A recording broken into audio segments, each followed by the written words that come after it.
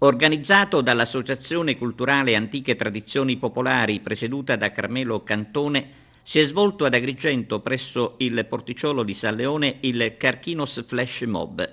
Lo scopo della manifestazione è stato quello di diffondere il messaggio del premio, cioè ce la possiamo fare. Occorre investire, dice Carmelo Cantone, su una nuova cultura dell'elogio e della esaltazione delle positività locali.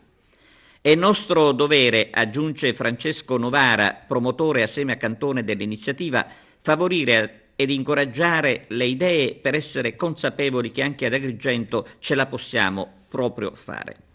L'appuntamento adesso è per il prossimo 16 dicembre allo spazio Temenos di via Pirantello per la consegna del premio Carchinos.